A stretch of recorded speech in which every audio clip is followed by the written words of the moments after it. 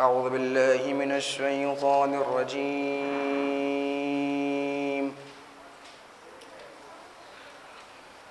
بسم الله الرحمن الرحيم.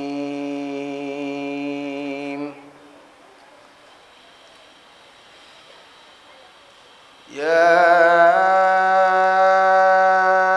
أيها الذين آمنوا لا تقدموا بين يدي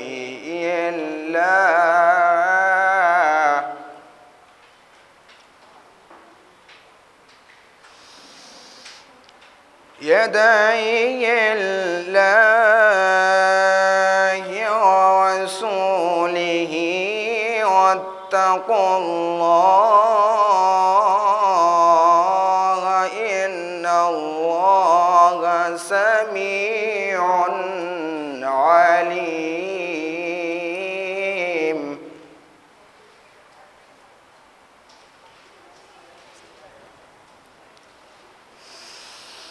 يا أيها الذين آمنوا لا ترفعوا أصواتكم فوق صوت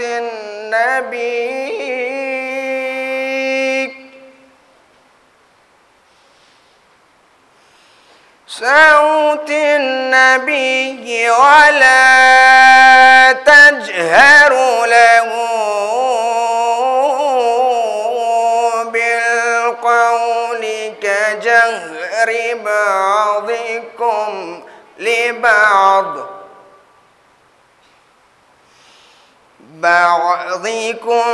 لبعض أن تحبط أعمالكم وأنتم لا تشعرون.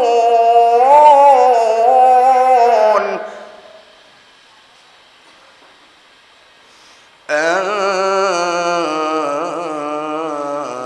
تحبط أعمالكم وأنتم لا تشعرون. صدق الله العلي العظيم. اللهم صل على محمد وآل محمد. صلوات محمد وآل محمد.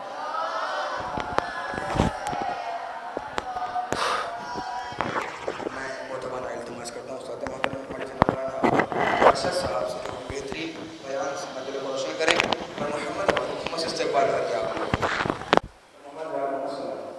اللہم صلی علی محمد وآل محمد وعجل فرجهم.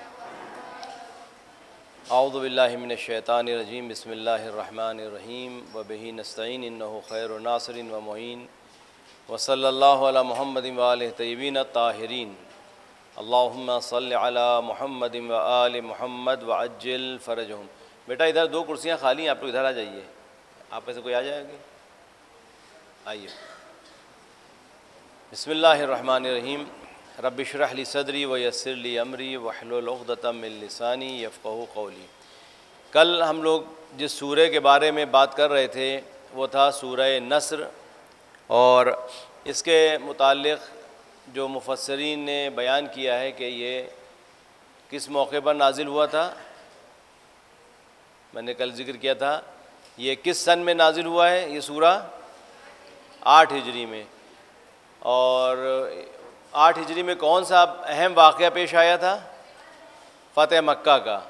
فتح مکہ جب رسول خدا صلی اللہ علیہ وآلہ وسلم تقریباً 10,000 مسلمین کا لشکر لے کر مکہ پہنچے تھے، کیونکہ مکہ یہ جو صلح حدیبیہ ہوا تھا اس میں شرطیں رکھی گئی تھیں اور شرطیں ایسی تھیں کہ لگتا تھا کہ رسول خدا گویا کہ دب کے اور ان کے پریشر میں آ کے اس صلح کو قبول کر رہے ہیں. یعنی ایسی شرطیں تھیں جس میں ان کا فائدہ لگ رہا تھا کفار مکہ کا، اور رسول خدا گویا کہ سب شرطیں قبول کرتے جاتے. اور یہ میں نے کہا کہ مزاج اسلام ہے کہ وہ جنگ کو نہیں بلکہ صلح اور آشتی کو اور آپس میں مفاہمت کو، مذاکرے کو، بات چیت کے ذریعے سے جو مسئلہ حل ہو جائے اس کو ترجیح دیتا ہے بجائے جنگ کے۔ تو اس میں مثلا شرط یہ تھی کہ اگر آپ کا کوئی بھی مسلمان کفار مکہ اس کو گرفتار کر لیں گے تو اس کو نہیں چھوڑیں گے، اور اگر میرا کوئی آپ کے پاس جائے گا تو آپ کو چھوڑنا پڑے گا۔ تو بظاہر یہ شرط ایسی ہے کہ لگ رہا ہے کہ رسول خدا ان کی شرطوں کو مان رہے ہیں، دب رہے ہیں، ان سے دب کر سلو کر رہے ہیں۔ بعض اصحاب نے کہا بھی کہ آج رسالت میں مجھے وہ شک ہوا کہ مثلاً کہ اس طرح سے شرطوں کو کیوں قبول کر رہے ہیں جبکہ مصلحت کو نہیں جانتے تھے۔ صرف اللہ جانتا ہے اور رسول خدا جانتے ہیں، ائمہ معصومین جانتے ہیں کہ مصلحت کیا ہے، کب جنگ کرنا ہے اور کب صلح کرنا ہے۔ صلح کا مسئلہ جب آتا ہے تو بہت سے لوگوں کے ایمان ڈگمگا جاتے ہیں، جیسے رسول خدا نے صلح حدیبیہ کیا، اسی طرح سے امام حسن علیہ السلام نے صلح کیا۔ جب صلح کی تو اس کے بعد امام حسن علیہ السلام کے بہت سے ایسے لوگ تھے، ان کے لشکر میں تھے، ان کے ساتھ تھے، بعد میں وہ جو ہیں وہ شک و شبہات میں مبتلا ہو گئے اور امام حسن علیہ السلام کو ناروا اور غلط سلط باتیں کہنے لگے کہ آپ جو ہے معاذ اللہ مذل المومنین، مومنوں کو ذلیل کرنے والے، اس طرح کے کمنٹ کرنے لگے، اس طرح طعنے دینے لگے۔ تو لوگوں کو یہ نہیں سمجھ میں آتا کہ جب ہمارا رہبر، ہمارا رہنما، رسول، امام جو اسٹیپ لے رہے ہیں، جو قدم اٹھا رہے ہیں، اس میں کوئی نہ کوئی مصلحت ہے، کیونکہ یہ اپنی طرف سے نہیں لیتے، جو بھی اسٹیپ اٹھاتے ہیں، جو بھی قدم اٹھاتے ہیں وہ خدا کی طرف سے ہوتا ہے۔ وما ينطق عن الهوى ان هو الا وحی یوحى، رسول خدا بھی کوئی قدم نہیں اٹھاتے بغیر کہ اللہ کی وحی جب تک نہ ہو یا اللہ اس پہ رضا کی سند اس پہ ہے۔ تو رسول خدا نے اس صلح کی، لوگ یہ سمجھ رہے تھے کہ دب کے صلح کر رہے ہیں، جبکہ یہ صلح جب صلح حدیبیہ ہوئی تو اس کے بعد جو ہے اسلام کو اور فروغ ملا، یعنی لوگ پھر رسول خدا کے جو ساتھ تھے، رسول خدا نے ان کو بھیجنا شروع کیا مختلف جگہوں پر تبلیغ دین کے لیے، پیغام اسلام پہنچانے کے لیے۔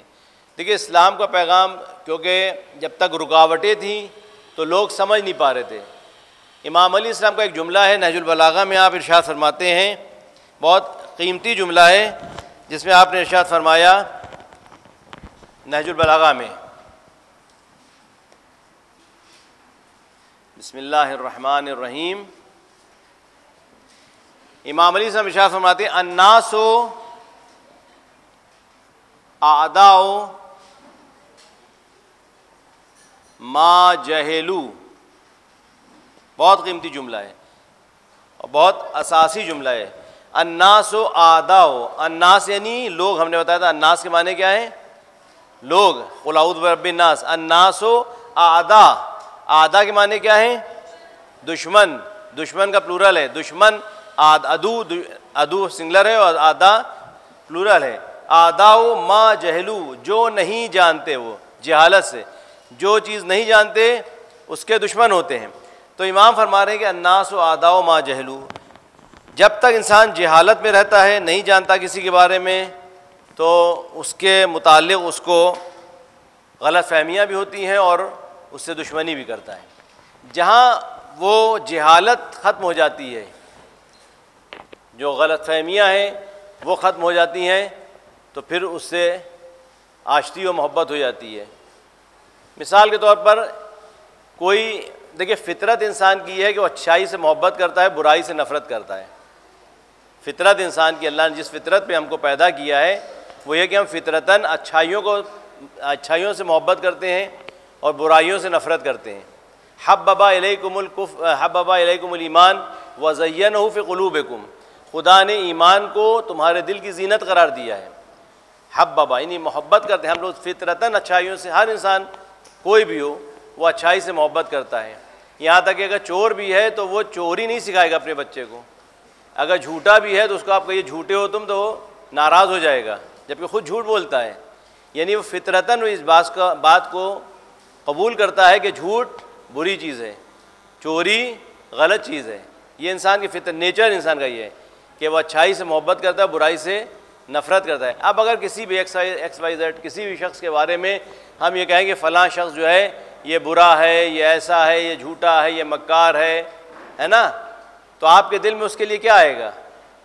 ابھی آپ کچھ نہیں جانتے اس کے، ایک شخص ہے مثلا زید نام کا کوئی شخص ہے یا کوئی بھی آپ اپنے ذہن میں تصور، کوئی بھی ایک پرسن ہے، ہم اس کے بارے میں کہیں گے یہ بہت بڑا جھوٹا ہے، یہ دھوکہ دیتا ہے، یہ مکار ہے، یہ غیبتیں کرتا ہے، یہ دشمنیاں ڈالتا ہے، تو آپ کے دل میں، ہمارے دل میں کیا خیال آئے گا اس کے لیے؟ اچھا پازیٹیو یا نگیٹو؟ نگیٹو. کیوں؟ اس لیے کہ اچھائیاں نہیں ہم بیان کر رہے ہیں.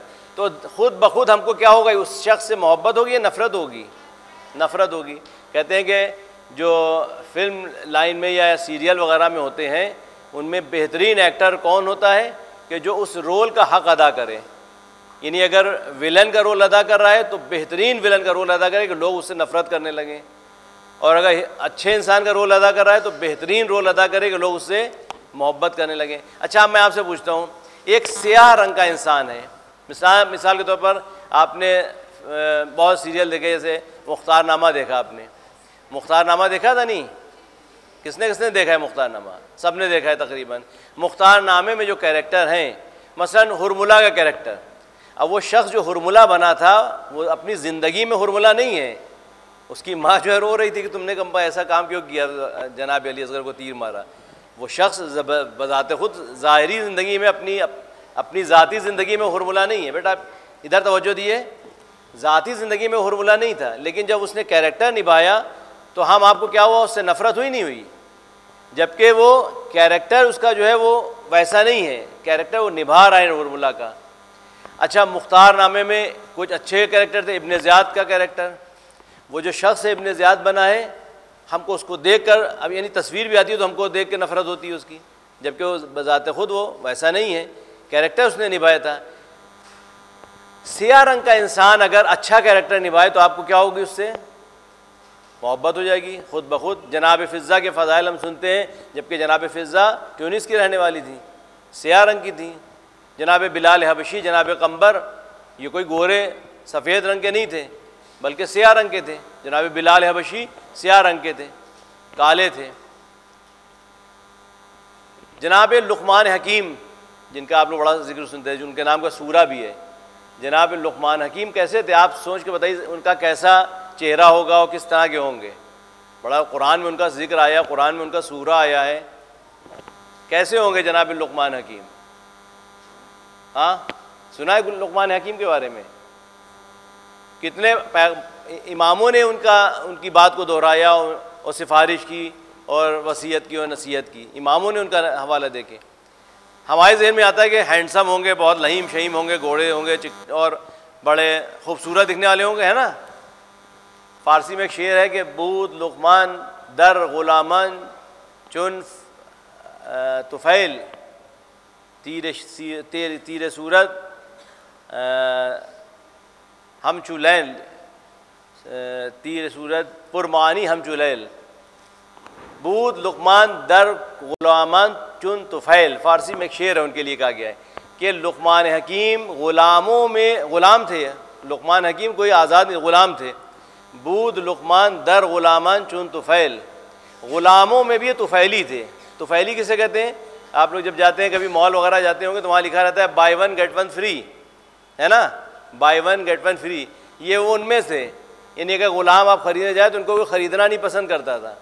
اتنے سیاہ رنگ کے پستاخت، شکل سے دیکھیے تو لگے گا نہیں یہ لقمان ہو گیا. اگر ہمارے سامنے لقمان آ جائے ہم ان کو مطابقت دیں قرآن کے سورے سے کہ قرآن کا سورہ ان کے نام آیا ہے اور یہ لقمان ہے، تو ہم جو ہے ان کو شکل دیکھ کے سوچیں گے یہ لقمان ہے. تو بود لقمان در غلامان چون طفیل، غلاموں میں بھی یہ طفیلی تھے، یعنی کوئی خریدنا چاہتا تھا تو ان کو نہیں خریدا تھا، یہ گفٹ مل جاتے تھے فری میں. تیر صورت پرمانی ہم چلیل، اتنا سیاہ رنگ تھا ان کا، اتنے کالے تھے کہ جیسے رات، تاریک رات. تو اگر ہم ان کی شکل دیکھیں تو ہم کو ہو سکتا ہے ان کی شکل دیکھ کے ہم کو رغبت نہ ہو، لیکن جو ان کے فضائل بیان کیے ہیں، ان کی حکمتیں بیان کی ہیں، لقمان حکیم کہا گیا ہے. حکیم کسے کہتے ہیں؟ حکمت والا، وژڈم رکھنے والا. یعنی بات جو ان کی تھی حکیمانہ تھی. غلام تھے، سیاہ رنگ کے تھے، لیکن ان کی باتیں ایسی تھیں کہ ائمہ معصومین نے بھی کوٹ کی ہیں. قرآن میں ان کا سورہ آیا ہے پورا. تو ہم شکل سے اگر دیکھیں تو ان سے ہم کو شاید اتنی دلچسپی نہ ہو، لیکن کیریکٹر سے ہم کو محبت ہو گئی. لیکن اسی کے برخلاف قرآن میں سے ابو جہل کا، ابو لہب کا ہم نے وہ سورہ پڑھا. ابو لہب ایک خوبصورت آدمی تھا، چہرہ گورا کے مطلب اس کے رخسار جو تھے سرخ رنگ کے تھے، خوبصورت تھا، لیکن کیا تھا؟ کیریکٹر خراب تھا. تو اگر ہم شکل سے دیکھیں تو شاید لقمان یہ ابو لہب کے سامنے اگر بلال حبشی کو رکھیں تو بلال حبشی کی طرف ظاہری طور پہ ہم کو محبت نہ ہو، اس کے چہرے کو دیکھ کے محبت ہو جائے. لیکن جب کیریکٹر سامنے آتا ہے تو پھر ہم کو نفرت ہونے لگتی ہے، چاہے جتنا بھی خوبصورت کیوں نہ ہو. یا آپ لوگ سیریل وغیرہ میں مشاہدہ کرتے ہیں کہ ہم کو اس کیریکٹر سے محبت ہو جاتی ہے، چاہے وہ سیاہ رنگ کا کیوں نہ ہو. اچھا کیریکٹر نبھا رہا ہے تو اس سیاہ رنگ کے کیریکٹر سے محبت ہو جاتی ہے، اور اگر برا کیریکٹر نبھا رہا ہو تو اس چاہے وہ خوبصورت چہرہ کیوں نہ ہو نفرت ہونے لگتی ہے. ہوتی ہے نہیں ہوتی ہے؟ یہ کیا؟ یہ فطرت ہے ہماری، یہ نیچر ہے ہمارا. ہم نیچر سے فطرت سے محبت کرتے ہیں، اچھائیوں سے محبت کرتے ہیں. اب جو بھی اچھا ہے چاہے وہ جس شکل کا ہو، شروع میں چاہے اس سے رغبت نہ ہو لیکن بعد میں اس سے محبت ہو جاتی ہے کیونکہ اس کا کیریکٹر اچھا ہے. فطرت ہماری ہے جو ہے وہ برائیوں سے نفرت کرتی ہے، لہٰذا اگر اچھی شکل کا بھی ہے تو پھر ہم کو اس سے نفرت ہونے لگتی ہے کیونکہ وہ کیریکٹر اس کا خراب ہے. تو فطرت انسان کی جو ہے نیچر ہے انسان کا، تو وہ انسان نیچر سے محبت کرتا ہے.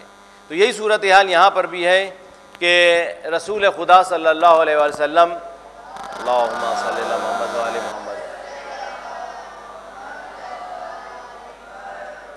آپ کے خلاف بہت پروپیگنڈے کیے جاتے تھے، بہت تبلیغات کی گئی کہ یہ ایسے ہیں، یہ جادو کر دیتے ہیں اور یہ اس طرح کے ہیں، لیکن جھوٹا نہیں کہہ پائے کیونکہ خود ہی ٹائٹل دیا تھا کہ آپ صادق ہیں، امین ہیں، امانت دار ہیں، صادق ہیں. تو ان کے خلاف کیا کیا؟ الناس اعداء ما جہلوا. یہی عام طور پہ ہوتا ہے، میڈیا بھی کرتا ہے، اکثر یہی ہوتا ہے کہ جو خبریں پھیلائی جاتی ہیں کسی شخص کی شخصیت کو ختم کرنے کے لیے. ایک دیکھیے بہت بڑا فرق ہوتا ہے، ایک ہوتا ہے شخص، ایک ہوتی ہے اس کی شخصیت. شخص اور دوسرا ہے شخصیت. فرق کیا ہے دونوں میں؟ شخص میں اور شخصیت میں کیا فرق ہے؟ آپ لوگ سمجھیں شخص اور شخصیت میں فرق کیا ہے؟ شخص یعنی کوئی انسان ہے، اس کو کہیں گے شخص. شخصیت کیا ہے اس کی؟ یعنی اس کا اسٹیٹس، اس کا رتبہ، اس کا جو لوگوں کے دل میں عزت ہے، اس کو کہتے ہیں شخصیت. اچھا، اگر کسی شخص کو قتل کر دیا جائے وہ زیادہ سنگین جرم ہے یا کسی کی شخصیت کو ختم کر دیا جائے؟ کیوں؟ شخصیت کو ختم کر دینا زیادہ سنگین جرم ہے جبکہ وہ زندہ ہے. لیکن اگر شخصیت کو کسی نہیں کہتے کیریکٹر اسیسینیشن، یہاں پر شخص کا اسیسینیشن اور یہاں پر شخصیت کا، کیریکٹر کا اسیسینیشن. فرق کیا ہو جائے گا دونوں میں؟ اگر کسی شخص کو قتل کیا تو لوگوں کی سمپیتھی اور لوگوں کی ہمدردی آپ کے ساتھ رہے گی. یعنی کسی کا قتل کر، بیچارے کو مار دیا، بتاؤ اچھا خاصا انسان تھا، اس کو بے گناہ کو قتل کر دیا ہے نا. لیکن اگر شخصیت کو کسی کو قتل کر دیا، وہ جیتے جی اس کو جو ہے لوگ نفرت کی نگاہ سے دیکھنے لگیں گے، برا کہنے لگیں گے. تو جب ہم کسی کے بارے میں غلط بیانی کرتے ہیں لہٰذا ہم کو دھیان رکھنا چاہیے کسی کا شخصیت کا اسیسینیشن نہ کریں، کیریکٹر اسیسینیشن نہ کریں. غیبت کرنا کیوں برا ہے؟ یا چغلی کرنا کیوں برا ہے؟ یہ جو ابو لہب کی بیوی کرتی تھی، ادھر سے ادھر باتیں پہنچاتی تھی، کیوں؟ کیونکہ اس سے وہ کیریکٹر کو اسیسینیٹ کرتی تھی، شخصیت کو مجروح کرتی تھی. کوفے والوں میں اور شام والوں میں کیا فرق تھا؟ کوفے والے جناب زینب کو بھی جانتے تھے، سید سجاد کو بھی جانتے تھے، امام حسین السلام کو بھی جانتے تھے. لیکن شام والوں کو بچپن سے ایسے پروان چڑھایا گیا کہ ان کے دل میں نفرت اہل بیت کی بھری ہوئی تھی. لہٰذا جب یہ قافلہ کربلا سے شام پہنچا ہے تو بہت سے ایسے لوگ تھے شام والے جو آ کر سید سجاد کو برا بھلا کہہ رہے تھے، اچھا ہوا تمہارے ساتھ معاذ اللہ ایسا ہوا، اس طرح سے جرأت کر رہے تھے اور اس طرح سے گستاخی کر رہے تھے کہ بہت اچھا ہوا تمہارے ساتھ ایسا ہوا اور تمہیں قتل کیا گیا اور تم کو اسیر بنایا گیا. تو وہاں پر سید سجاد نے اپنے کو بتانا شروع کیا کہ ہم کون ہیں. کہا اے شخص تو نے قرآن پڑھا ہے؟ اس نے کہا پڑھا ہے. کہا تو نے قرآن میں سورہ حلطہ پڑھا؟ کہا پڑھا ہے. کہا آیت تطہیر پڑھی ہے تو نے؟ کہا ہاں وہ پڑھی ہے. آیت مباہلہ پڑھی ہے. کہا یہ تم کیوں ذکر کر رہے ہو؟ تو امام نے کیا فرمایا کہ یہ ساری سورے اور یہ ساری آیتیں یہ ہمارے گھر آنے کے ہم لوگ کے لیے نازل ہوئی ہیں. یعنی وہ نہیں جانتا تھا کہ کون ہے, یعنی شخصیت سے واقف نہیں تھا, شخصیت کو اتنا مجروح کر دیا تھا, اتنا ختم کر دیا تھا کہ لوگ نفرت کر رہے تھے ان سے, اہل بیت سے. لیکن جب شخصیت سے واقف ہوئے تو توبہ کرنے لگے اور معافی مانگنے لگے. آپ لوگ کو ایک واقعہ یاد ہوگا امام حسن علیہ السلام کا, کہ جب آپ نے ایک شخص کو جو آپ کو برا بھلا کہہ رہا تھا مدینے میں, وہ آیا تھا شام سے, ہے نا, شام سے آیا تھا, وہ امام حسن علیہ السلام کو بہت برا بھلا کہنے لگا. تو امام نے اس کے جواب میں کیا کیا؟ برائی کا جواب برائی سے دیا یا اچھائی سے دیا؟ کیا کیا تھا؟ آپ لوگوں نے سب نے سنا ہے واقعہ, کوئی بتائے گا کیا واقعہ تھا؟ کون بتائے گا؟ جی احسن, تم اس کو گھر لے گئے اپنے اور کہا کہ تم ہمارے گھر میں رہو, تم باہر کے لگتے ہو, کیونکہ لہجے سے معلوم ہے. تو آپ بمبئی جائیے تو آپ پتہ چل جائے گا کہ لکھنؤ والے ہیں, بمبئی والا کوئی آئے گا تو ہم پتہ لگا لیں گے, یہ لہجے سے معلوم ہو جاتا ہے کہ کہاں باہر کا کوئی ہے. تو امام حسن نے فرمایا کہ تو باہر کا لگتا ہے, لہذا میرا گھر حاضر ہے, دسترخوان حاضر ہے, جب تک تو چاہے رہے, جو تجھے ضرورت ہو سب. اس نے اخلاق امام حسن کو دیکھا. بچپن سے اس نے سنا تھا کہ امام حسن السلام بد اخلاق ہیں, بچپن سے سنا تھا کہ اہل بیت علیہ السلام جو برے ہیں, ان کو جو پرورش دی گئی تھی. تو شخصیت کو مجروح کیا جا رہا تھا, شخصیت کو مجروح کیا جا رہا تھا. جما جہلو, لوگوں کو جاہل بنایا جا رہا تھا اہل بیت کے متعلق. اہل بیت جو ہے برے ہیں معاذ اللہ. امام علیہ السلام پہ لعنتیں ہوتی ہوئیں, 70 سال تک 70,000 ممبروں سے لعنت ہوئی, برا کہا گیا امام علیہ السلام کو. سوچئے کیا ہوا تھا, لوگ نہیں جانتے تھے, ان کو جاہل بنایا گیا تھا. جب جہالت ہوتی ہے تو نفرت ہوتی ہے, لیکن جب جہالت ختم ہو جاتی ہے تو وہی نفرت محبت میں بدل جاتی ہے. تو امام حسن السلام نے اس کو کیا کیا, اپنے گھر لے گئے. تو اب یہاں پر دیکھیں نتیجہ نکلتا ہے, جو کہتے ہیں کہ ہم لوگ قرآن میں اور اہل نہج البلاغہ میں علوم موجود ہیں. آپ لوگوں نے میتھمیٹکس کا ایک فارمولہ پڑھا ہوگا والا, بچے فوراً متوجہ ہو جاتے ہیں. اس کو مٹا دوں میں, واضح ہو گیا. یہ ایک فارمولہ ہے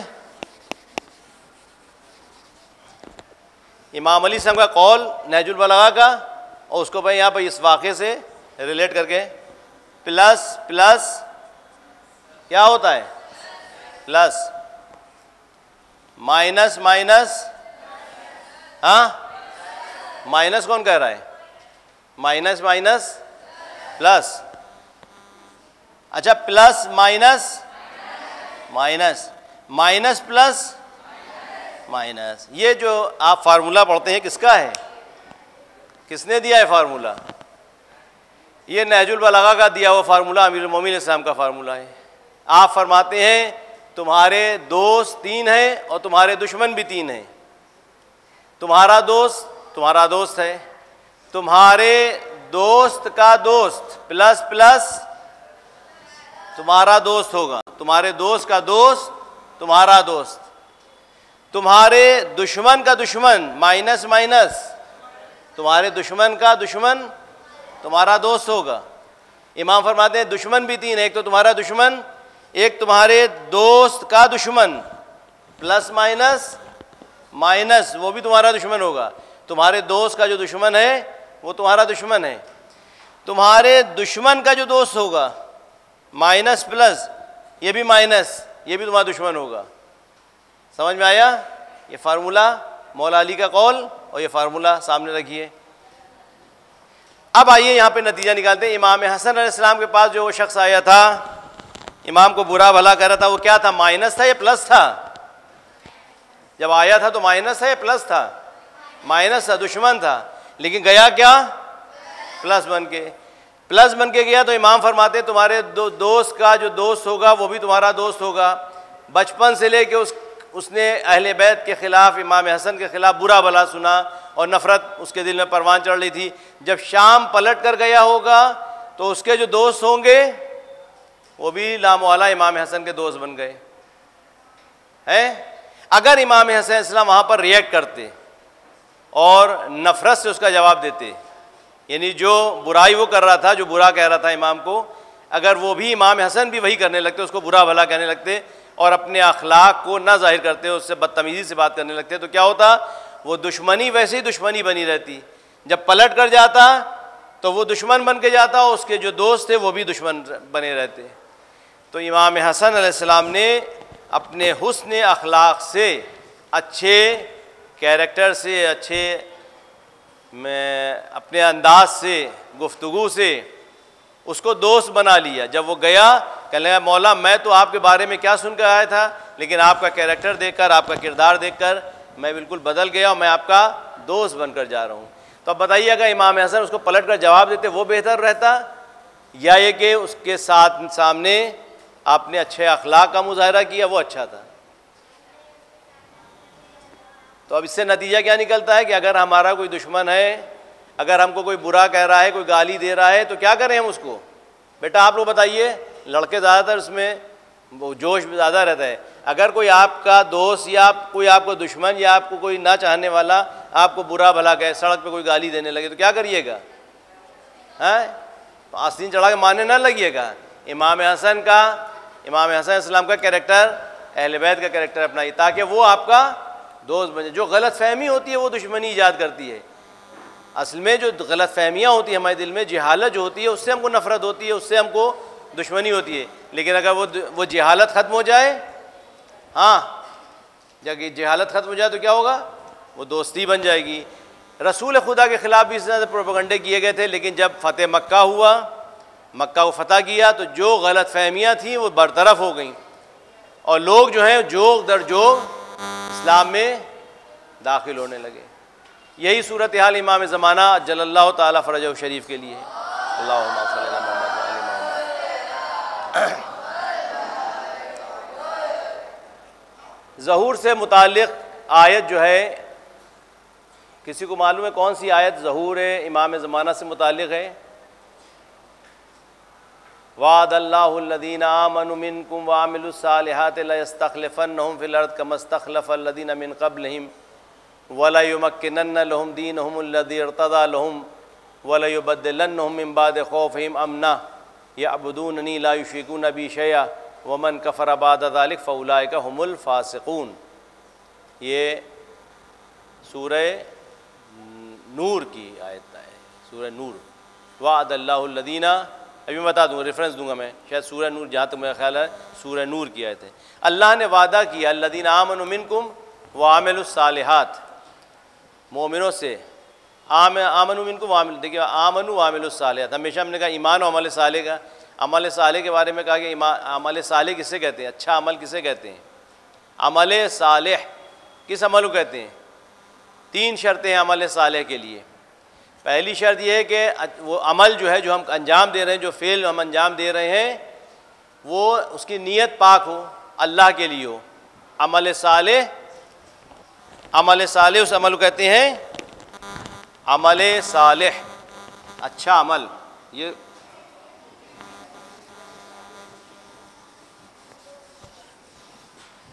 عمل صالح 3 شرطیں اس کی، عمل صالح،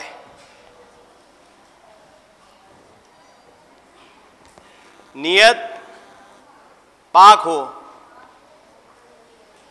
پہلی شرط کیا ہے عمل صالح کی؟ نیت ہماری پاک ہونا چاہیے، اللہ کے لیے ہم کریں، وہ عمل صالح ہے، شیطان کے لیے نہیں۔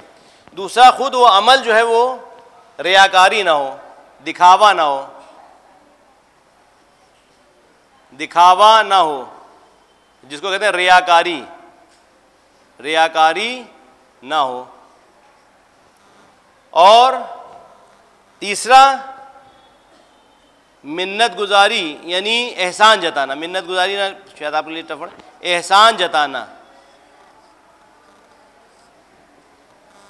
یہ نہ ہونا چاہیے۔ 3 چیزیں، ایک عمل صالح وہ ہوتا ہے جو نیک نیت کے ساتھ انجام دیا جائے اللہ کی رضا کے لیے اور اللہ کو خوش کرنے کے لیے۔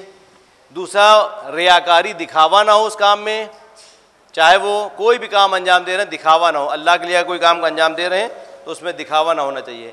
اور تیسرا ہے کہ احسان نہ جتائیں، اگر ہم نے کسی کے ساتھ نیکی کی ہے تو ہم اس کو ذلیل نہ کریں، احسان نہ جتائیں۔ تو عمل صالح اس کو کہتے ہیں. آمنوا منکم وعملوا الصالحات, اللہ نے وعدہ کیا ہے کن سے؟ الذین آمنوا منکم وعملوا الصالحات, تم میں سے جو ایمان لائے اور عمل صالح انجام دیے ہیں. کیا وعدہ کیا ہے؟ لَيَسْتَخْلِفَنَّهُمْ فِي الْأَرْضِ, ان کو زمین پر ارض جو ہے,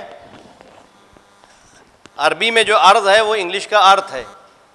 ارض زواد کا تلفظ جو ہے سب سے ٹف تلفظ ہے عربی کا, یعنی حتیٰ کہ عرب زبان لوگ جو ہیں وہ بھی زواد کے تلفظ میں غلطی کرتے ہیں.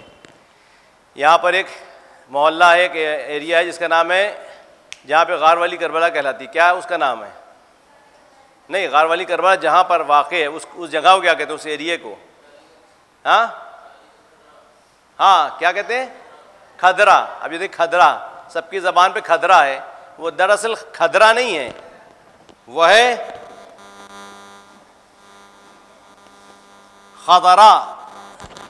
جزیرہ خضرا ہم لوگ کہتے ہیں, جزیرہ خضرا, خضرا ہریالی. کھدرا کیونکہ زواد کا تلفظ سب سے زیادہ ٹف ہے عربی کا. یا تو کہتے کوئی کہتا ہے ولدالین, کوئی کہتا ہے ولدزالین, دونوں ہی رانگ ہے. نہ دالین ہے, دال ہے, نہ زالین ہے. اس کا تلفظ جو آپ لوگوں نے تجوید جو پڑھے ہوئے ہوں گے اس میں, اس کا اگزامپل یہ دیتے ہیں ہم کہ ایک لگن میں پانی لیجئے. لگن جو ہے, لگن وہ اس میں آپ پانی لیں, پانی جو ہے زبان سمجھ لیے, پانی جو ہے وہ زبان, اور لگن جو ہے وہ دانتوں کا اسٹرکچر, آپ کے اوپر کے دانتوں کا اسٹرکچر, یوں یہ آپ کے اوپر کے دانت, اور پانی جو ہے وہ زبان کا کام کرے گی. اب اس کو آپ یوں ہلائیے, اس لگن کو یوں ہلائیے, تو کیا ہوگا؟ پانی جو ہے کبھی یوں جائے گا, کبھی یوں جائے گا. یہ ہے ذات کا تلفظ. رسول خدا صلی اللہ علیہ وآلہ وسلم ارشاد فرماتے ہیں, اللہم صلی علی محمد وآل محمد, آپ فرماتے ہیں کہ انا افصح من نطق بالضاد, سب سے بہترین تلفظ جو ذات کا کیا ہے وہ میں نے کیا ہے, یعنی رسول خدا فرما رہے ہیں. عرب زبان بھی اس میں غلطی کرتے ہیں. تو یہ ہے خضرا. نوابی نے اس بات کا خیال رکھا کہ ہر روضے کو مناسب جگہ پہ رکھیں. یہ گومتی ندی کے کنارے رکھا ہے کیونکہ جو اصل سرداب امام زمانہ ہے وہ بھی دجلہ کے قریب ہے, تو اس کو بھی ندی کے قریب رکھا ہے. اور یہاں پر بھی اس ایریے میں بھی اہل سنت حضرات زیادہ ہیں, وہاں پر بھی اہل سنت حضرات خضرا میں جہاں پہ سرداب ہے وہاں پہ زیادہ ہیں. تو ہر چیز کا لحاظ رکھتے ہوئے, تو یہ خضرا ہے, کھدرا نہیں ہے. تو اب جو ہے لَيَسْتَخْلِفَنَّهُمْ فِي الْأَرْضِ, ارض کی بات چل رہی تھی. ارض جو ہے وہ عربی کا ارض, انگلش کا ارتھ. ارتھ کس کو کہتے ہیں؟ ایک خطے زمین کو, ایک ٹکڑے کو کہتے ہیں, یا پوری زمین کو, پورے گلوب کو کہتے ہیں؟ پورے گلوب کہتے ہیں. اللہ کہہ رہا ہے کہ پوری زمین پر ہم اپنا خلیفہ مقرر کریں گے, جانشین بنائیں گے. لَيَسْتَخْلِفَنَّهُمْ فِي الْأَرْضِ كَمَا اسْتَخْلَفَ الَّذِينَ مِنْ قَبْلِهِمْ, جیسے پہلے والوں کو ہم نے خلافت عطا کی, لیکن پہلے والوں کو پوری زمین پر نہیں ملی, پوری زمین پر دی جائے گی. اللہ کے بارڈر نہیں ہے, پوری زمین پر. وَلَيُمَكِّنَنَّ لَهُمْ دِينَهُمُ الَّذِي ارْتَضَىٰ لَهُمْ, اور ان کے لیے اس دین کو آسان کر دیں گے جس سے وہ راضی ہے. کون سا دین سے راضی ہے؟ اللہ نے غدیر خم میں کیا کہا تھا؟ آیت نازل ہوئی تھی, الْيَوْمَ أَكْمَلْتُ لَكُمْ دِينَكُمْ وَأَتْمَمْتُ عَلَيْكُمْ نِعْمَتِي وَرَضَيْتُ لَكُمُ الْإِسْلَامَ دِينًا. راضی ہو گیا تمہارے دین اسلام سے, یعنی اب تک مکمل نہیں تھا, اب مکمل ہو گیا. ولایت علی ابن ابی طالب کا جب اعلان ہوا تو دین مکمل ہو گیا. اور اللہ فرما رہا ہے کہ اس آیت میں کہ ہم اس دین کو آسان کر دیں گے. اس کے بعد سب کے پاس میسج پہنچے گا پورا کلیئر, کوئی شبہ نہیں رہے گا, کوئی ڈاؤٹ نہیں رہے گا. جس کے ذہن میں جو شبہات ہیں, کیونکہ ظہور سے پہلے کی علامات یہ ہیں کہ جب ظہور سے پہلے لوگ جو ہیں اپنے ایمان کو کھو دیں گے, اللہ بچائے واقعی ایمان کو سلامت رکھے, اس کے لیے دعائیں ہیں. خاص کر امام صادق علیہ السلام ارشاد فرماتے ہیں کہ دعائے غریق پڑھا کرو آخری زمانے میں. دعائے غریق, دعائے غریق کون سی ہے؟ یا اللہ ہو, یا رحمان ہو, یا رحیم, یا مقلب القلوب ثبت قلبی علی دینک. تو پروردگار عالم دین کو واضح کر دے گا. اب اس کے بعد اگر کوئی نہیں مانتا ہے اور نافرمانی کرتا ہے، کیونکہ کلیئر بالکل میسج پہنچے. جب امام زمان آئیں گے تو بیچ سے رکاوٹیں ہٹ جائیں گی، جیسے صلح حدیبیہ کے بعد فتح مکہ کے بعد ہٹ گئی تھیں.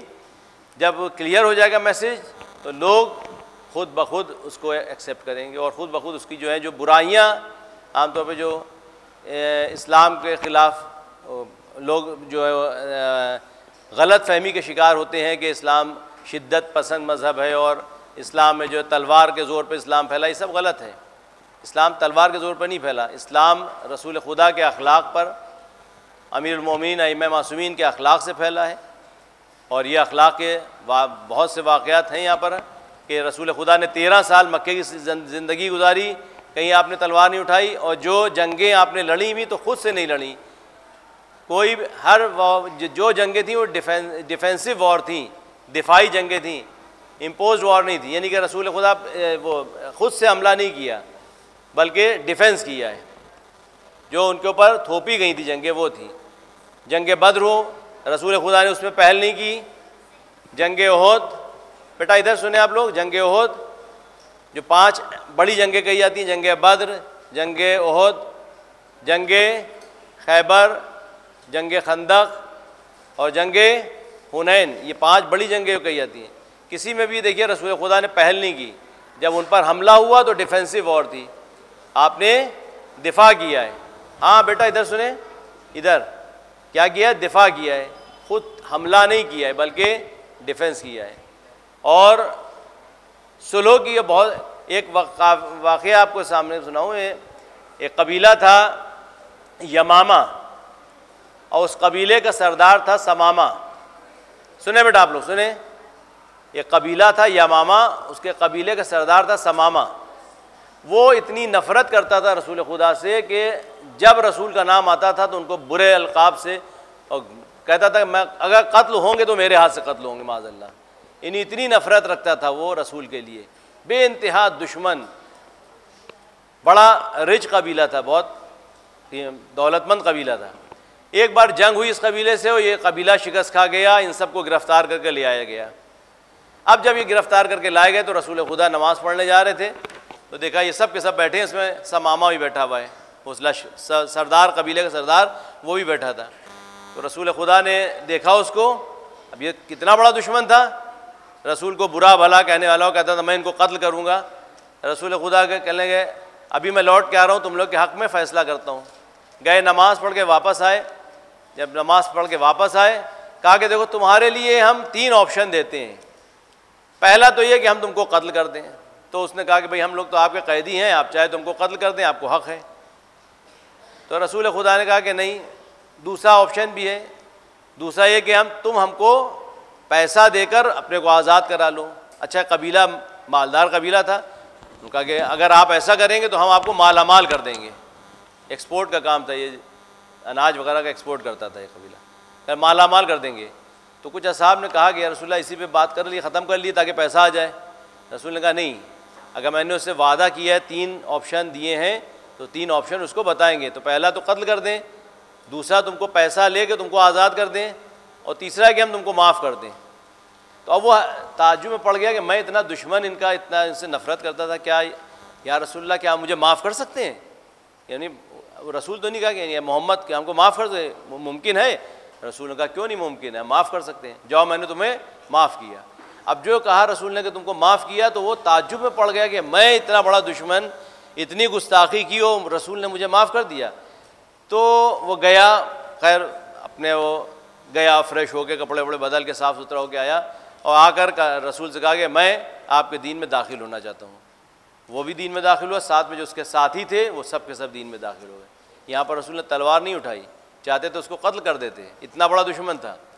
تو یہ نمونے ایک نہیں ہے، ہزاروں نمونے ایسے ہیں کہ جس سے معلوم ہوتا ہے کہ دین جو ہے وہ تلوار کو نہیں پسند کرتا، بلکہ رسول خدا نے ہمیشہ صلح کو اور محبت کے ذریعے سے دین کو پھیلایا ہے، تلوار کے ذریعے سے نہیں بلکہ اپنے اخلاق کے ذریعے سے پھیلایا ہے. تو جب فتح مکہ ہوا تو لوگ رسول کے سے آگاہ ہوئے، اسلام کے پیغامات سے آگاہ ہوئے، اور اس طرح سے بہت سے جو کل میں نے بتایا تھا کہ آپ جب مکے آئے تو آپ نے سجدہ کیا اور عبادت کی، اور عمومی معافی کا اعلان کیا کہ میں سب کو معاف کرتا ہوں، جبکہ ان لوگوں نے کتنی اذیت پہنچائی تھی رسول خدا کو، لیکن سب کو عمومی معافی کا اعلان کیا۔ تو یہاں پر ایک پیغام تو یہ بھی ہے کہ رحمت اور معافی کو اللہ نے مقدم رکھا ہے انتقام کے اوپر۔ اللہ نے انتقام کو پسند نہیں کیا ہے، جتنا ہو سکے معاف کر دے، دشمن کو بھی معاف کر دے۔ امام علیہ السلام نے بھی جب ابن ملجم کو سامنے لایا گیا تو امام نے فرمایا کہ اے حسن، اگر میں اس کی ضربت سے شہید ہو جاتا ہوں تو اس کو صرف ایک ضربت لگانا، اور اگر میں زندہ اگر میں بچ گیا تو میں خود دیکھ لوں گا، اور اگر میں شہید ہو گیا تو صرف ایک ضربت کے بدلے ایک ضربت لگانا، اور اگر معاف کر دو وہ اقرب للتقویٰ۔ یہ دیکھیے اب یہ کیریکٹر ہمارے ائمہ معصومین کا، یہ اسلام کی تعلیم ہے، یعنی ائمہ معصومین وہ پیش کرتے ہیں جو تعلیمات اسلام ہیں۔ سید سجاد کربلا کا اتنا عظیم واقعہ ہوا، اس کے بعد بھی میں نے اس دن واقعہ بتایا تھا، حسین بن نمیر کو پانی پلا رہے ہیں جبکہ علی اکبر کا قاتل تھا وہ۔ تو یہ سب کیریکٹر ہم کو بتاتے ہیں کہ اسلام کا جو پرچار ہوا ہے وہ رحمتوں سے اور صلح سے ہوا ہے، نہ کہ ہمیں بھی وہی کرنا چاہیے کہ میں نے کل آپ کے سامنے عرض کیا کہ اسلام کے جو بنیادی اصول ہیں وہ کیا ہیں؟ علم ہے، تقویٰ ہے، تدبر ہے، قلم ہے، علم کی گفتگو ہے۔ رسول خدا مسجد میں داخل ہوئے، دیکھا کہ ایک طرف جو لوگ بیٹھے ہوئے نماز پڑھ رہے ہیں، عبادت کر رہے ہیں، اور دوسری طرف لوگ بیٹھے ہوئے علمی ڈسکشن کر رہے ہیں۔ جو میں نے کہا تھا نا کہ آج کل زمانہ ایڈوانس ہے، آپ کے پاس فون ہے، آپ لوگ گروپ بنائیے ایک، اور گروپ بنا کر علمی ڈسکشن کریے قرآن کے اوپر، احادیث پر، اپنی فالتو کی بحث، بیکار کی بحثوں سے ہٹ کر کہ ہم بیکار میں ادھر ادھر کی باتیں کریں، علمی ڈسکشن کریے، قرآن کے اوپر ڈسکشن کریے، اہل بیت کی تعلیمات پہ آپس میں گروپ بنا کے ایک وقت نکال کر ڈسکشن کریے۔ تو امام رسول نے دیکھا کہ ایک طرف لوگ بیٹھے ہوئے جتھا بنائے بیٹھے ہوئے ہیں، علمی باتیں کر رہے ہیں، اور ایک طرف لوگ عبادت کر رہے ہیں۔ آپ نے دیکھا دونوں کو، کہا کہ دونوں خیر پہ، کلاہم علی خیر، دونوں کے دونوں گروہ اچھائی پر ہیں، دونوں اچھا کام، عبادت کر رہے ہیں یہ بھی، لیکن کیونکہ مجھے تعلیم کے لیے بھیجا گیا ہے لہٰذا میں ان کے پاس بیٹھوں گا جو علمی ڈسکشن کر رہے تھے۔ ایک حدیث ہے، فکرۃ ساعۃ خیر من عبادت 70 سنہ، ایک گھنٹہ غور و فکر کرنا، فکرۃ ساعۃ، ایک گھنٹہ غور و فکر کرنا، افضل من فکرۃ ساعۃ افضل من عبادت 70 سنہ، 70 سال کی عبادت سے بہتر افضل ہے ایک گھنٹہ غور و فکر کرنا۔ اس میں کیا وجہ ہو سکتی ہے؟ آپ بوائز بتائیے ذرا، لڑکوں کی طرف سے پوچھیں، کیا وجہ اس میں کہ ایک گھنٹہ سوچنا 70 سال کی عبادت سے افضل ہے؟ جی بتائیے، کوئی بتایا آپ لوگوں میں سے؟ ایک گھنٹہ غور و فکر کرنا یعنی 70 سال عبادت۔ آج کل عمر تقریباً 70 سال کا پہنچ گیا تو بہت اچھا ہے، 70 سال سے عمر نہیں ہوتی زیادہ، تقریباً 70 سال کی آج کا ایوریج عمر چل رہی ہے، یعنی یہ پوری عمر کی عبادت سے بہتر ایک گھنٹہ سوچنا ہے، غور و فکر کرنا ہے۔ کیوں؟ کوئی بتائے گا آپ لوگوں میں سے؟ احسن، تو معرفت حاصل ہوتی ہے۔ عبادت اللہ نہیں چاہتا کہ ہم عادت کی بنیاد پر معرفت کریں، عبادت کریں۔ عادت کی بنیاد پر عبادت کرنے کا مطلب ہے کہ ہم روزانہ ایک پارہ پڑھتے ہیں، تو آج ہم چھوٹ گیا پارہ، اب ہم اپنے مہمان جو آئے تو اس کو ہم لعنت بنامت کریں، کم اس کی وجہ سے آج میں پورا قرآن کا پارہ نہیں پڑھ پایا، روز نماز شب پڑھتا تھا لیکن یا جو آگے میرے مہمان تو ان کی وجہ سے آج میری نماز شب چھوٹ گئی۔ یہ عادت کی عبادت ہے، یہ نہیں چھوٹ گئی تو اس لیے ہم پریشان ہو رہے ہیں، جبکہ ہمارے مولا کا کیا کردار ہے؟ شب ہجرت رسول خدا نے فرمایا علی سے کہ علی میرے بستر پر سو جاؤ، تو امیر المومنین کے پاس ایکسکیوز تھا نہیں تھا، وہ کہتے کہ یا رسول اللہ آپ تو جانتے ہیں کہ میں راتوں کو عبادت کرتا ہوں، میں رات بھر عبادت کرتا ہوں، آپ جانتے ہیں، آپ کسی اور سے کہہ دیجئے۔ رسول خدا سے یہ نہیں کہا، بلکہ کیا فرمایا؟ کیا میرے سونے سے آپ کی جان بچ جائے گی؟ رسول خدا نے فرمایا بھلا، کیوں نہیں، میرے تمہارے سونے سے ہماری جان بچ جائے گی۔ آپ سو گئے بستر رسول پر، اس رات بستر رسول پر سوتے رہے، عبادت یہی ان کی تھی۔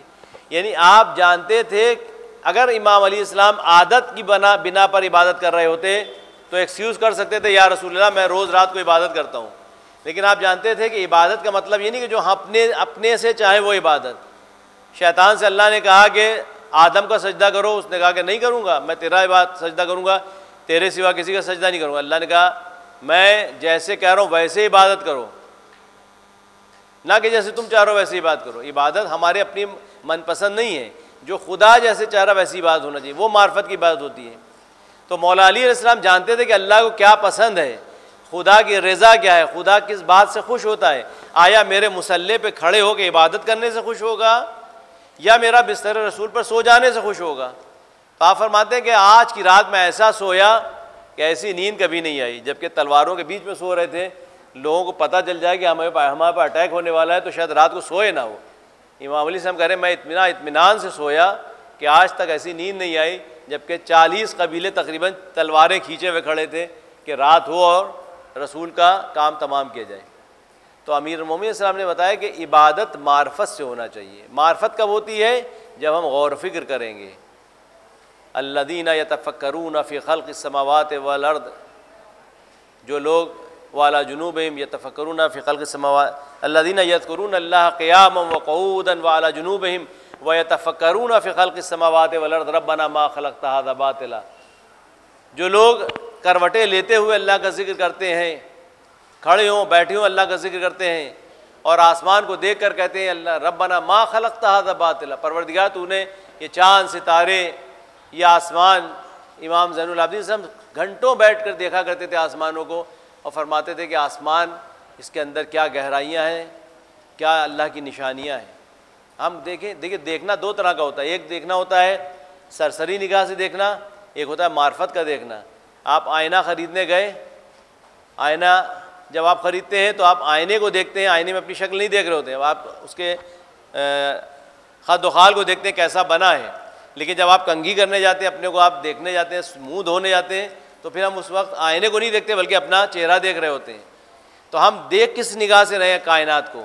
ایک بار ہم سیر و تفریح کے لیے پہاڑوں پر گئے تو پہاڑوں کے حسن و جمال کو دیکھ رہے ہیں، لیکن ایک بار ہم دیکھ رہے ہیں کہ ان عظیم پہاڑوں، ان خوبصورت جنگلوں اور باغات کا بنانے والا کتنا حسین ہوگا۔ تو ہمیں معرفت کی نگاہ سے دیکھنا چاہیے ہر چیز کو، عبرت کی نگاہ سے دیکھنا چاہیے، تبھی ہم کو معرفت ہوگی۔ تو یتفکرون فی خلق السماوات والارض ربنا ما خلقت ھذا باطلا، کہ جو آسمانوں کو دیکھ کے کہتے ہیں پروردگار تو نے اس کو عبث و بیکار نہیں خلق کیا ہے۔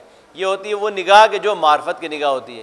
غور و فکر کرنا چاہیے، ہر چیز میں غور و فکر۔ قرآن میں اس لیے کہا گیا ہے قرآن میں غور و فکر کرو۔ یہ رٹ کا پڑھنا، جلدی جلدی پڑھنا وہ معنی نہیں رکھتا۔ پڑھیے، وَيَدْ رَتِّلِ الْقُرْآنَ ترتیلا، قرآن کو ٹھہر ٹھہر کر پڑھیے، جتنا ہو سکے اتنا قرآن پڑھیے۔ کم سے کم 40 آیتیں جو حدیثوں میں کہ ہر مومن کو چاہیے کہ کم سے کم 40 آیتیں روزانہ پڑھے، ایک طریقہ بنا لیے۔ البتہ یہ عادت نہ بنائیے، 40 آیتیں کم سے کم پڑھیے۔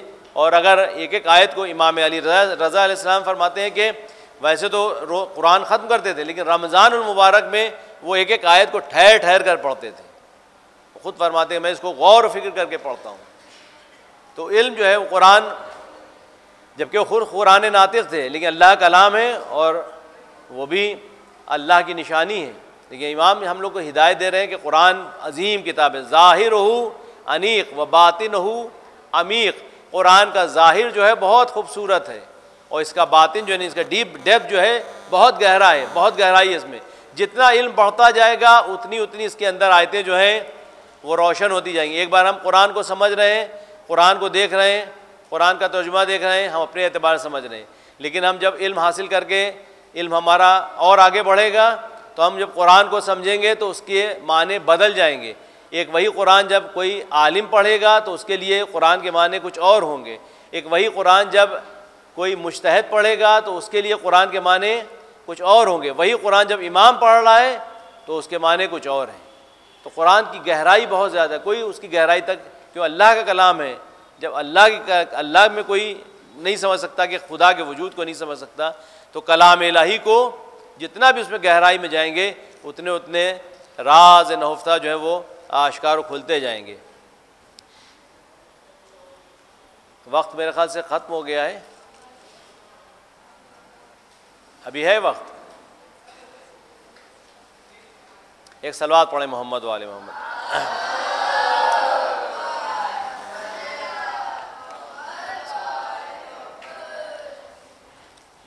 فتح مکہ کے بعد آپ سے اللہ نے فرمایا فسبح بحمد ربک، تسبیح کرو اپنے رب کے نام سے اور استغفار کرو۔ استغفار ہم نے بتایا تھا استغفار کیوں ہوتا ہے، یا تو فتح اور کامیابی کی خوشی میں استغفار کرو تاکہ انسان جب کامیابی حاصل کرتا ہے تو غرور آ جاتا ہے، تو غرور نہ آئے، فتح و کامیابی کی خوشی میں استغفار کرو۔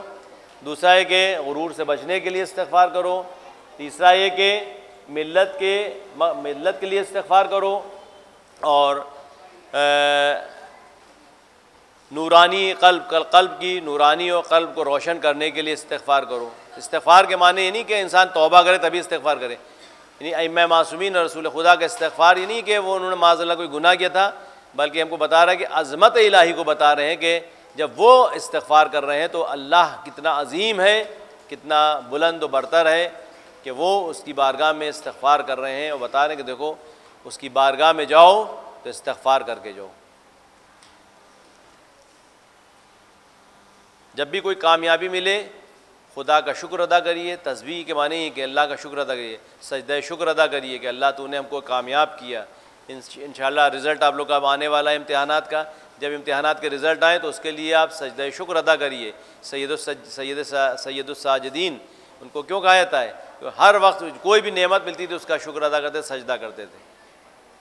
تو ہم کو بھی چاہیے کہ ہر وقت اللہ کی توصیف کریں، تسبیح کریں اور شکر ادا کرتے ہیں، کوئی بھی نعمت ملے شکر ادا کریں۔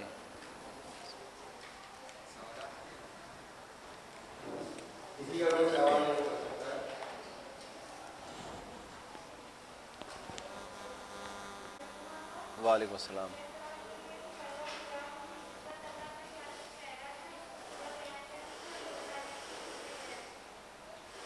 جو کل جو دعا پڑھی تھی وہ آپ پوچھ رہی ہیں، اللہم عززنی، پروردگار مجھے عزت عطا کر، وفی اعین الناس فعظمنی، اور لوگوں کی نگاہ میں مجھے عظمت عطا کر، وفی نفسی فذللنی، اور مجھے اپنے تئیں میں اپنے آپ کو بہت کم سمجھوں۔ یہ چوتھے امام کی دعا ہے۔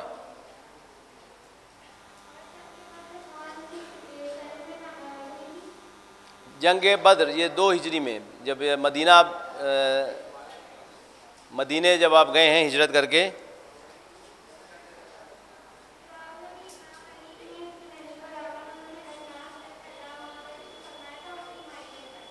الناس اعداء، آپ خود بتائیے الناس کے معنی کیا ہیں؟ میں نے سورہ ناس میں بتایا تھا، ناس یعنی لوگ، الناس اعداء، اعداء کے معنی دشمن، الناس اعداء، لوگ دشمن ہیں، ما جہلو، اس کے جو نہیں جانتے، یعنی جس چیز کو نہیں جانتے اس کے دشمن ہوتے ہیں، جب جان جاتے ہیں تو دشمنی ختم ہو جاتی ہے۔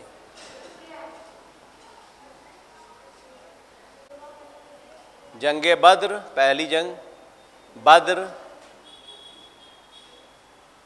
احد دوسری جنگ، جنگ بدر، جنگ احد، جنگ خندق، جنگ احزاب بھی کہتے ہیں اس کو، اور جنگ خیبر، اور جنگ حنین۔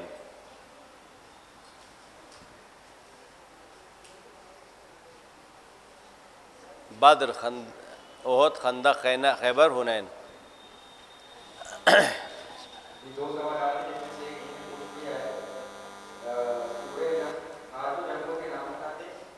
جی جی، تقریباً پیغامات جو ہیں وہ اس میں ہیں تو بہت زیادہ، لیکن جو اہم پیغام تھے ہم نے بتا دیے ہیں۔ ایک تو یہی کہ کامیابی جو ہے وہ اللہ کی طرف سے ملتی ہے، نصرت و کامیابی، اور جب اللہ بھی اسی کی مدد کرتا ہے جو اس کی مدد کرتا ہے، جو خدا کی مدد کرتا ہے، خدا کی مدد یعنی دین خدا کی مدد کرتا ہے۔ اور جب کامیابی مل جائے تو ہم کو شکر ادا کرنا چاہیے اور غرور نہ کرنا چاہیے، استغفار کرنا چاہیے، تسبیح کرنا چاہیے، عبادت کرنا چاہیے۔ یہ ایک پیغام تھا۔ اذا جاء نصر اللہ، نصرت جو ہے کامیابی صرف اللہ کی طرف سے ہوتی ہے۔ اللہ کی مدد اگر شامل حال ہے تو آپ کے پاس چاہے وہ کم کیوں نہ ہو، فرقہ چھوٹا عدد میں کم کیوں نہ ہو، وہ غالب آ جاتا ہے۔ کم من فئۃ قلیلۃ غلبت فئۃ کثیرہ باذن اللہ، چھوٹے چھوٹے گروہ بڑے گروہ پہ کامیاب ہو گئے اللہ کی مدد سے۔ اور جب فتح و کامیابی مل جائے تو استغفار کرے، غرور نہ کرے، اور جب اللہ کی مدد آتی ہے تو پھر وہ جو راستے بند ہوتے ہیں تو وہ کھل جاتے ہیں اور لوگ جو ہیں پیغام سے واقف ہوتے ہیں، اسلام کی تعلیمات سے واقف ہوتے ہیں۔ اللہ اپنے دین کے مددگاروں کی مدد کرتا ہے، حتیٰ کہ نبی جو ہیں وہ بھی تسبیح کرتے ہیں اور استغفار کرتے ہیں۔ اللہ توبہ قبول کرنے، بہت توبہ قبول کرنے والا، یہ بھی ایک پیغام ہے۔ انہ کان توابا، کان توابا کنٹینیوسلی، یعنی وہ مستقل کا توبہ قبول کر پسند کرتا ہے توبہ کرنے والوں کو۔ یعنی اگر انسان سے گناہ ہر انسان سے ہوتا ہے، کوئی معصوم نہیں ہے سوائے ان معصوم ہستیوں کے۔ اگر ہم سے کوئی گناہ ہو، البتہ بہت سے ہمارے علماء ایسے گزرے ہیں کہ جنہوں نے کوئی گناہ نہیں کیا۔ یہاں پہ وقت نہیں ہے ورنہ ہم کچھ واقعات آپ کے سامنے بتاتے ہیں۔ ہمیں اس بات پر فخر ہے کہ ہمارے جو علماء مجتہدین ہیں وہ گناہ نہیں کرتے۔ معصومین کی تو بات الگ ہے، آج تک ترک مطلب انہوں نے کوئی ایسا کام بھی نہیں کیا کہ جو خلاف ہے۔ بہت سے لوگوں نے مکروہات تک انجام نہیں دیے، بہت سے ایسے علماء ہیں کہ مکروہ کام انجام نہیں دیا، حرام و واجب تو چھوڑیے، مکروہ کام انجام نہیں دیا۔ یہ میری ماں کا سوال ہے کہ روزے میں بال کاٹنا چاہیے اور کیا سر میں مہندی لگا سکتے ہیں اور روزے میں برش کرنا چاہیے؟ بال کٹوا سکتے ہیں، مہندی لگا سکتے ہیں، تیل لگا سکتے ہیں، برش کرنے کے لیے کر سکتے ہیں، بس اس بات کا دھیان رہے کہ مسواک ہو یا ٹوتھ برش ہو، اس کا جو وہ پیسٹ ہے وہ حلق کے اندر نہ جائے، آپ اس کو جو ہے گلے کے اندر نہ اترے، وہ حلق کے اندر اترے گا تو اس سے روزہ باطل ہو جائے گا، ورنہ کرنے میں کوئی حرج نہیں ہے، مکروہ ہے، پہلے کر لیں، سحری کے وقت کر لیں۔ کسی کا کوئی سوال؟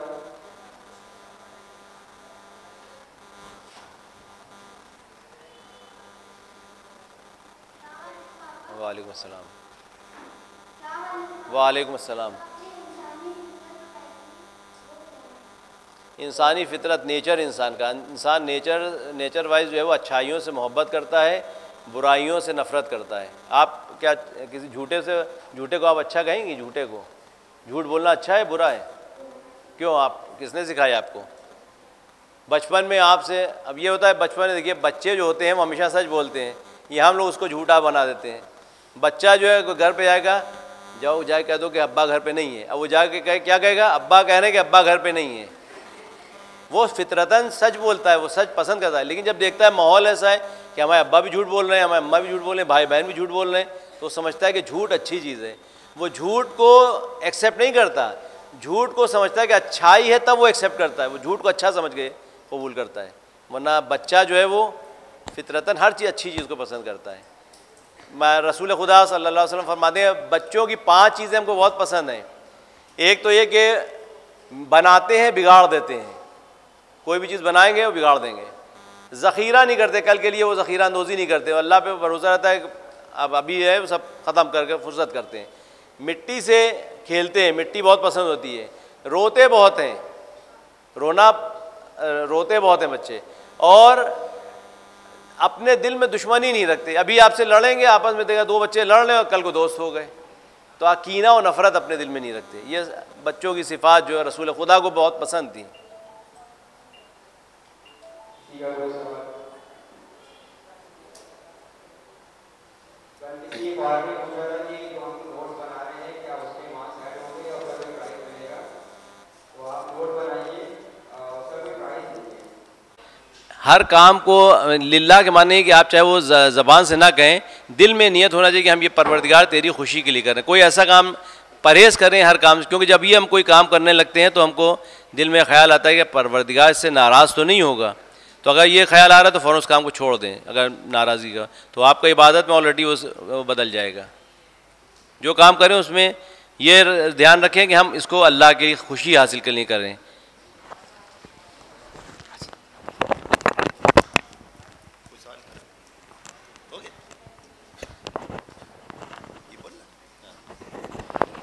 بسم اللہ الرحمن الرحیم۔ میں اپنی طرف سے اور تمام اراکین ادارہ مقصد حسینی کی طرف سے حجت الاسلام والمسلمین مولانا ارشد حسین صاحب قبلہ کا تہ دل سے شکر گزار ہوں کہ انہوں نے انتہائی مصروفیت کے باوجود اسکول کی بھی ذمہ داری ہے، یونٹی میں بھی آپ جانتے ہیں، اس کے علاوہ نماز کی، تبلیغات کی، اور اس میں آپ نے وقت نکالا اور قرآن کی تفسیر کے سلسلے میں آپ نے بہت بہترین انداز میں، آسان انداز میں روشنی ڈالی، جس کے گواہ آپ سب خود ہیں بچے یہ. لہٰذا پروردگار عالم سے دعا ہے پروردگار عالم آپ کی توفیقات میں اضافہ فرمائے اور زیادہ سے زیادہ ہم سب کو استفادہ کرنے کی توفیق برحمت فرمائے. اور انشاءاللہ سال آئندہ بھی ہم امیدوار ہیں کہ انشاءاللہ آپ وقت نکالیں گے، اور وقت نکالنے کے ساتھ ساتھ انشاءاللہ تعالی اور آپ سب ان سے دوبارہ استفادہ کریں گے. آپ سچ بتائیں، آپ امام زمانہ کو گواہ کر کے جن بچوں کو بہتر طور کے اوپر درس سمجھ میں آیا تو سب بلند آواز سے درود بھیجے، محمد و آل محمد.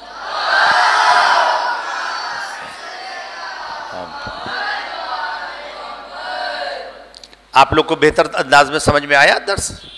اگر سمجھ میں آیا سب کے بہتر انداز میں تو ہاتھ اٹھائیں آپ لوگ. ٹھیک ہے، اگر کچھ سوالات تھے آپ کے تو وہ سوالات کا جوابات بھی دیے گئے، اور انشاءاللہ آئندہ بھی سوالات کے جواب دیے جائیں گے انشاءاللہ. اور کوئی سوال تو نہیں ہے بچوں آپ سے متعلق؟ کیا آپ کے بعد کل سے نہج البلاغہ اس کا درس شروع ہوگا، نہج البلاغہ کا شروع ہوگا، لہٰذا آپ سے اس کے اندر ڈاکٹر حیدر مہندی صاحب انشاءاللہ تعالیٰ دیں گے. اگر کوئی سوال نہیں ہے تو دعا پڑھیں انشاءاللہ.